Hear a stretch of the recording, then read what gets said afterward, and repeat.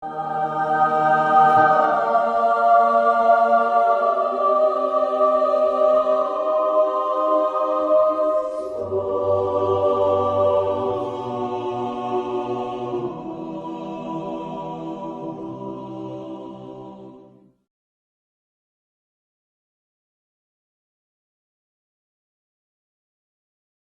get it. Feel like we're at a time where we are purging ourselves of anything and everything toxic. Another ad. This is so fucked. This is, oh my God. Okay. I'm live because I can't even process. I need a drink of water. I fucking can't process this. This is insane. This is insane. This is insane. This woman is a fucking, oh my God. Oh my God. I'm gonna wait till as many people get in here as possible because I'm losing my mind. Keep playing it. Keep playing it. I didn't know I was making a video. So how is it that so many editorial outlets knew that something was coming before I had... Because you message drama channels! Oh my God. Oh my God. I struggled with the decision Oh my to God. film my video for days. The night before I did film, Jeff... It's hard. It's probably the hardest things I've ever done.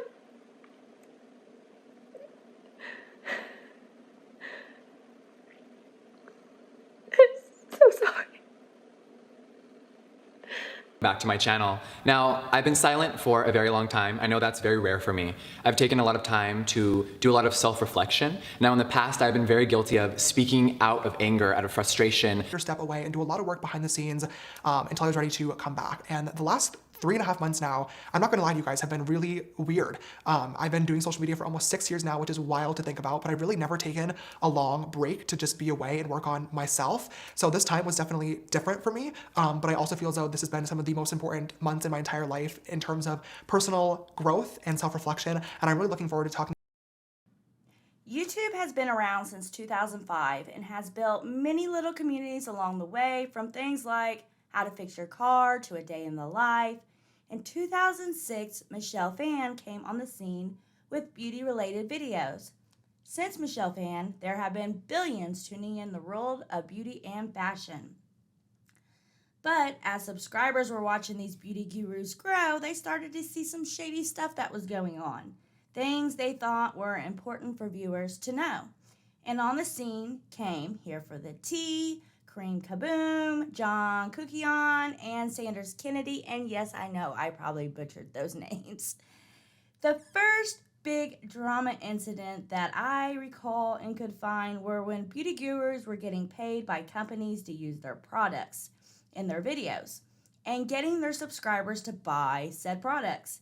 The first to out this information was Here for the Tea, and of course, we remember that huge debacle with none other than Jeffree Star versus Kat Von D.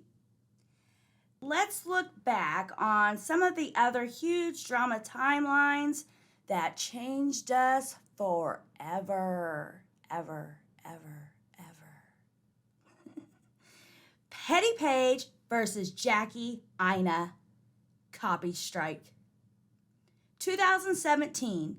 Kathleen Lights uses the N-word. August 1st, 2018, Shane Dawson won our hearts and redeemed the reputation with his documentary series, The Secret World of Jeffree Star. But that would all be short-lived. James Charles dropped his video, No More Lies, on May 18th, 2019. Which swept the internet away, even going mainstream. In 2019, Petty Paige blasted a new drama channel that had recently came on the scene named Spill. Spill was exposed to be a corporate-ran channel. Yes, you can't make it up. I did a huge deep dive on this issue and why it would be an issue to begin with, and how it could lead to huge problems here on YouTube, but that's a different video for a different time. October 2019, Shane Dawson dropped his 8-part follow-up, The Secret World of Jeffree Star, and this is when the world got the conspiracy palette. November 2019, the drama between Smokey Glow versus Nick Snyder and The Christmas Party. One that often gets forgotten and overlooked is April 28th, 2020, Adam McIntyre releases, calling Ballinger stop lying. This is where Adam made the accusations that Colleen was being inappropriate, sending him lingerie as a joke, and briefly hiring him to run her Miranda Sings Twitter page while he was a minor. April 28th, 2020, Dramageddon 2.0. Jeffree Star alleges he has incriminating voice memos about James Charles on Mom's Basement podcast. Then, June 12th, 2020, the truth bomb was dropped. Drama channels were being paid off by influencers to look the other way or to make videos that put them in a good light. Those who admitted to being part of this, again, it was Jeffree Star, were Ashley Kyle, Sanders Kennedy, and the viewer's choice, aka Nick Snyder. My opinion was this is the beginning of the distrust between the people and drama channels. The drama channels were supposed to be keeping the viewers' best interests in mind. That's why they came on the scene in the first place. They were the voice for the viewers, and here they were being caught doing the same thing that started this community in the first place, and that was being bought. Whoopsie, can't say that word. 2020, influencers began panini parties. July 24th, 2020, Shane Dawson canceled. Shortly after came Without a Crystal Ball versus Tati Westbrook. Also, 2020, Jeffree Star was accused of paying off assault victims to retract their claims. 2021, H3H3 interviews David Dobrik's accusers. So what I have learned from this recap we just did is, holy crap. I think we may have been desensitized, but by who? Influencers? Drama channels? The world around us? What? These are some serious accusations, in my opinion. Too serious to be on YouTube, including said drama going on at this very moment revolving around Trisha Paytas. So, when did YouTube become the judicial system? 2018 came the cancellation of Laura Lee and Manny MUA for being what? A bad friend to Jeffree Star? And since then, there's been too many parentheses, canceled to recall. To me, it's almost like a who's next on the chopping block. It seems like everyone who's been brought up will eventually be drugged down. And at some point, everyone must take their turn. So what is the reaction that one should take when being, parentheses, canceled? So from what we have learned from the past is 1, attack and play victim. 2, apologize and leave the platform before the heat catches up to you. 3, use the cancellation to get your views and numbers up. 4, and what seems to work the best, is don't acknowledge the drama whatsoever, wait for it to die down, then make your comeback. Remember, the internet forgets quickly, and someone else will be getting canceled, and it will overshadow whatever it was that you did until you do that thing again. I have noticed, though, some people seem to find joy in others' downfall. So, who gets to be in these moral standings to sit on the throne and judge everyone else around them? But however, with great power comes great responsibility. So what happens when said channel messes up themselves? Who holds them responsible? Yep, you got it. Other drama channels. It almost becomes the battle of wits of who is the most trustworthy and honest. A social climb to get to the top, stepping on whomever gets in your way. To be the most viewed, the most popular among the viewers. Where it has almost become like a game of characters and not actual real life people just expressing their opinion. So that leads me to, it was only a matter of time when drama channels would start cannibalizing itself.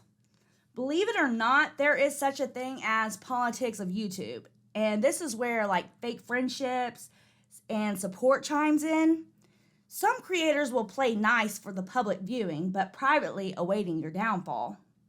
And as soon as the opportunity arises, they prounce like a cheetah stalking a gazelle. You see, people will play nice when it benefits them. They may even want good for you, but they never want to see you do better than them. And that is something we must always keep in mind. So when one may see you bringing in more money or views, more subscribers, that alone can change how people feel about you, sadly. And that's my opinion why no one is off limits and everyone goes after everyone. So context is everything. I know there wasn't some type of blood oath we vowed to take to coming into the drama/tea/commentary world. However, I do feel a personal obligation to put out well-researched information. But not everyone follows suit, and that is why tea channels get such a bad rep. I want to read the 5 journalist principles to you. 1. Honesty. Journalists have an obligation to seek out the truth and to report it as accurately as possible. A. Making every effort to seek out all the facts relevant to the story. B. One should also corroborate any information with multiple sources. 2. Independence. One should stay as unbiased as possible. 3. Fairness. In addition to being independent, journalists should show impartiality and balance while reporting.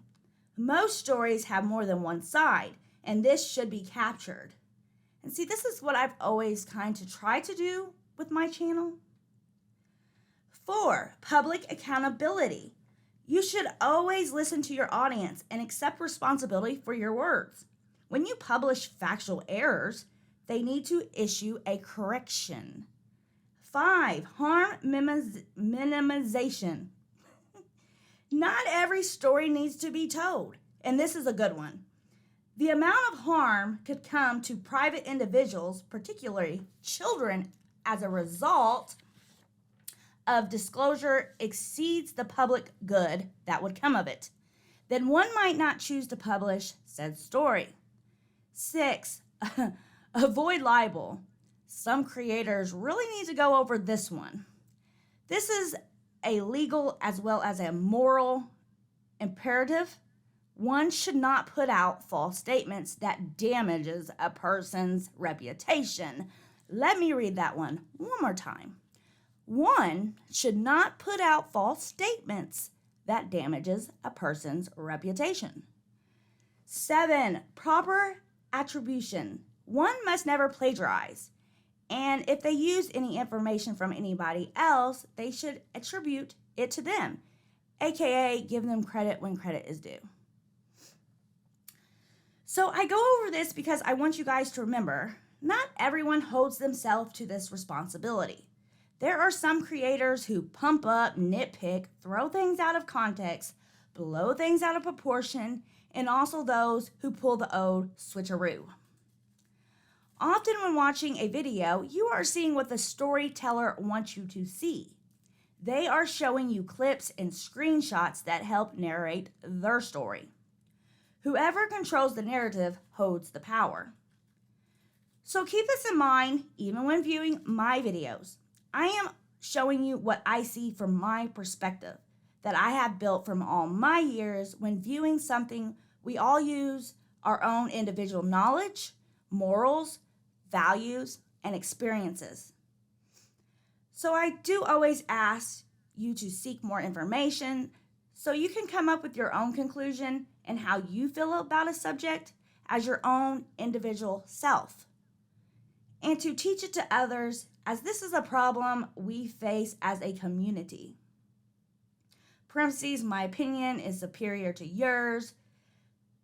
Some say the entire drama, expose, and cancel culture has become its own ecosystem, which has essentially become a cottage industry to watch damaged people hurt each other using mob justice from internet strangers.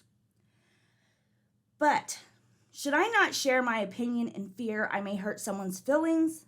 In most cases, they are publicly hurting others.